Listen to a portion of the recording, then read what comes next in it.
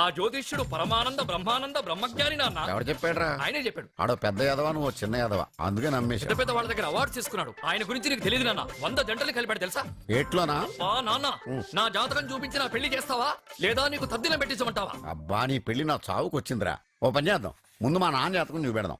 అబ్బా, ఈయన చచ్చి 20 ఏళ్ళు అవుతుంది కదా. అందుకేరా ముందు ఈ జాతకం చూపెడతాను. ఇది కరెక్ట్ గా చెప్పాడు అనుకో, వాడు కరెక్ట్ అని నేను ఒప్పుకున్నాను. లేదంటే వాడి జాతకం నేను చూస్తాను. నాన్న చూసావా ఎన్ని అవార్డ్స్? నమస్కారం సార్, ఇది మా అబ్బాయి జాతక చక్రం.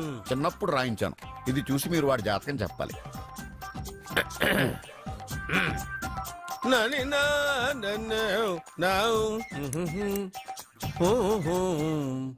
మీ వాడు పెద్ద పెద్ద చదువులు చదువుతాడండి.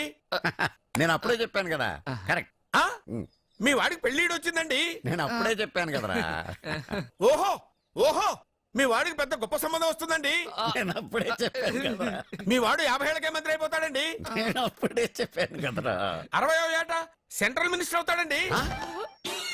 వీడు చెప్పే అన్ని తప్పుడు కూతురని అప్పుడే చెప్పాను కదరా. అంతేకాకుండా ఆపు, వీడి ఆయుష్ గురించి చెప్పు.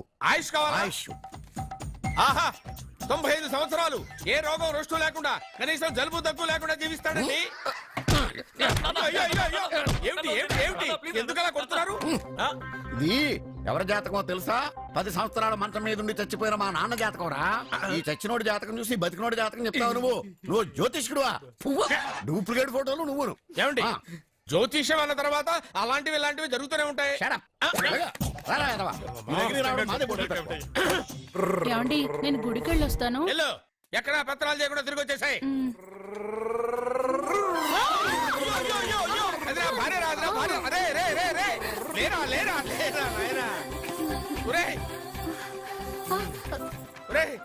పని మీద వెళ్ళేవాడిని చూశాను గానీ పని కట్టుకుని మా ఆవిడ తగిలేవాడిని నిన్నే చూశాను రా. ఏదో పిల్లలకు భోజనం తీసుకెళ్లే తొందరలో తగిలాను. అలాగే నువ్వు ఎక్కడికే?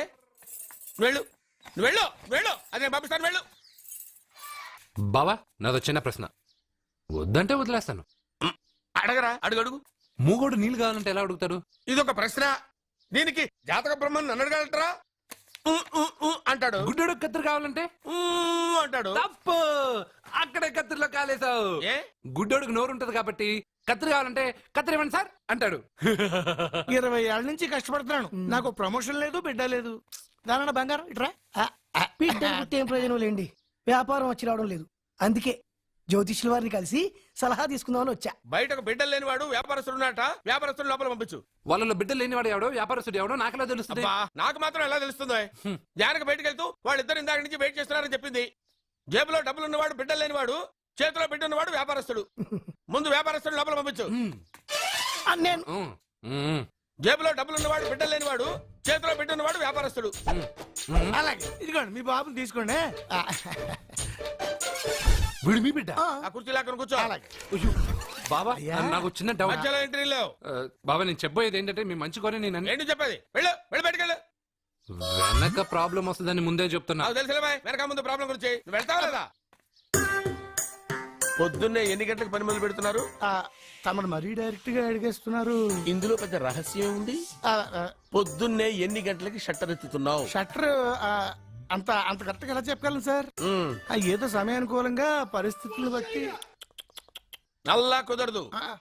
పొద్దునే లేచి శుభ్రంగా స్నానం చేసి తర్వాత దేవుడికి నమస్కరించుకుని అగరత్తులు వెలిగించుకుని పని ప్రారంభించు. అలా చేసినా ఏం ఫలితం కనిపించలేదు సార్. కనపడలేదు? అవును సార్. అయితే పని చేయి. చెప్పండి. ఓ మంచి రోజు చూసి లీజుకి ఇచ్చేయి. లీజుకా? సంవత్సరం తర్వాత డెవలప్మెంట్ చూడు. ఎవరికైనా లీజుకి ఇవ్వాలా? ఫీజులు తీస్తాయేమనుకున్నావో, జాగ్రత్తగా ఉండు. షాప్ లీజుకి ఇమ్మంటే ఫీజు పీకేస్తానంటాడేమిటి? మీరేలండి బాబు, నేను ఇవ్వండి. ఎంత మంచిడు, నేను చూసుకుంటాను. Thank you. పెద్ద పెద్దోళ్ళు జ్యోతిష్యం చూసిండు, నా జాతకం మారుంది. నమస్కారం అండి. పెళ్ళై ఎన్నాళ్ళైంది? 5 ఏళ్ళైందండి. మీ ఆవిడని ఎవరైనా జ్యోతిష్యుడికి చూపించావా? ఆవిడ ఎందుకండి జ్యోతిష్యుడు చూపించడం? ఓహో, ప్రాబ్లం అంతా నీలోనే ఉందన్నమాట. అవునండి, పొద్దుటి నుంచి రాత్రి వరకు గ్యాప్ లేకుండా కష్టపడుతున్నాను, అయినా ఫలితం లేదండి. మీరెందుకు సార్ అంత షాక్ అయ్యారు?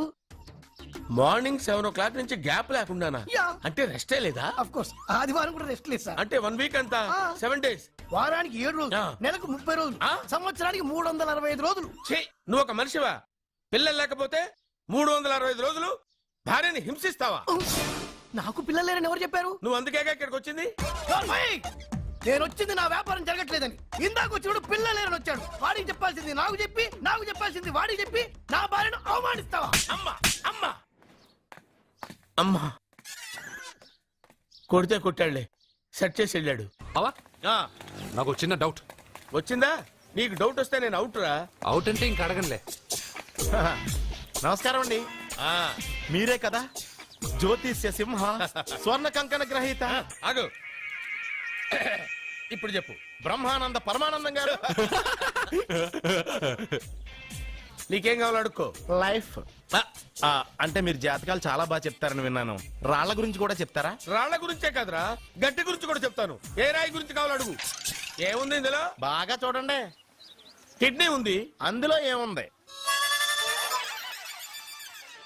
రాయి ఉంది. ఆ రాయి జాతకం చెప్పండి. కిడ్నీల స్టోన్ గురించి చెప్తావురా? నీ జాతకం ఏమిటంటే నీ కిడ్నీలో ఉన్న రాయి బెలూన్లా ఉబ్బి నువ్వు ఢమాలో చచ్చిపోతావు. అదే నీ జాతకం. వెళ్ళిపో. మరి ఆ నలుగురు జ్యోతిషులు అలా చెప్పారేంటబ్బా? ఏం చెప్పారు? ఏం చెప్పారు? ఏం చెప్పారు ఇలాగే?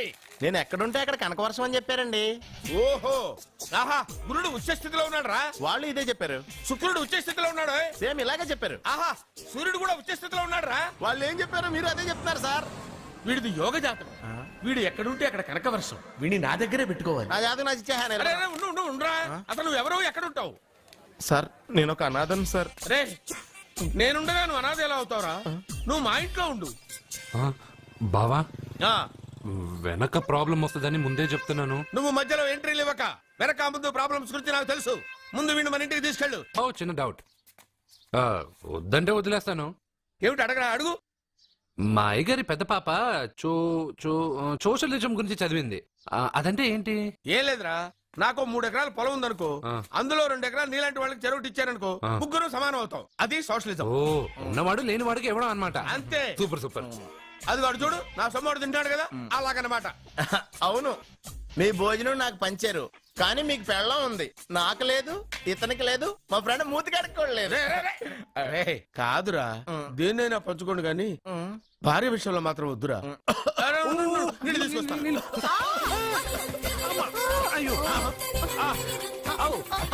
సూపర్ యాక్షన్ యాంగిల్ ఎంత రొమాంటిక్ గా ఉందో. One more round please, one more round please. ఇది పట్టుకో.